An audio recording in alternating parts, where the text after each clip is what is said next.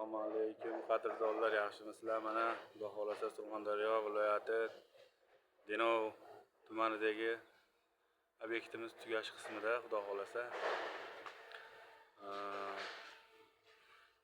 mana Xudo xolasa yaxshi nimalar bilan, xursandchiliklar bilan ishlarimizni tugatyapmiz.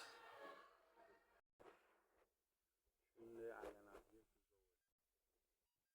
tugasini ham o'zimiz qotiryapmiz. Mana Xudo xolasa mana tomon tugasi qotirish jarayonida. Hamma mahsulotlar o'zimizdan, O'zbekiston bo'ylab, xizmatimiz O'zbekiston bo'ylab.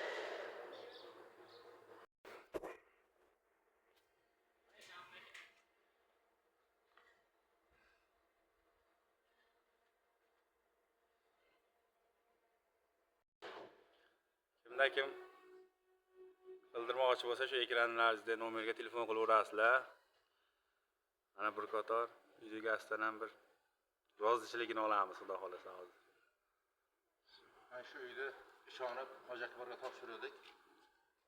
Pulini do'g'or qilib kelishdik. Ko'ngildagidek qilib berdi. Ana kraskalarni ham qilib, chiroyli qilib, ham shipirlab berdi. Ko'ngildagidek chiqdi. Sizga rahmat Hoji Akbar, boringizga shukr. Hammasi ko'ngildagidek chiqdi.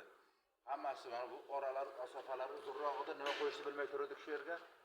Mana o'zlari kelib qo'yib berdi, chiroyli qilib, masofasi uzunroq, talondan turib turgan. Yog'ochni qo'ymoqchi edik. Yog'ochni o'zi cho'kadigan dedi ustalar. Yog'ochni o'zi banda qilar ekanda. Bular boshqa narsadan qo'yib bergan, ferma qilib. Tepalarni ajoyib chiroyli qilib yopgan. Oldilari ham yana ich tarafini ham deb.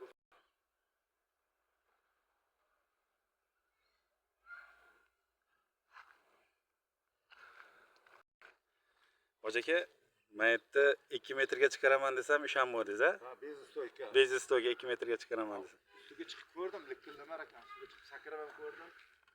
Qimirlamadi, moshina qattiq joylashtirilgan. Mana shu yer devordan shu yerga qadar 2 metr. Bezstoyka shapka qilib chiqarganmiz. Stoyka qo'yilmagan. Hoji aka ishonmadi, lekin endi ko'rib, endi ishondingizmi Hoji aka? Ha, chiroyli chiqdi. Bezstoyka 2 metrga chiqdi mana. Moshina qattiq baquvvat bo'lgan.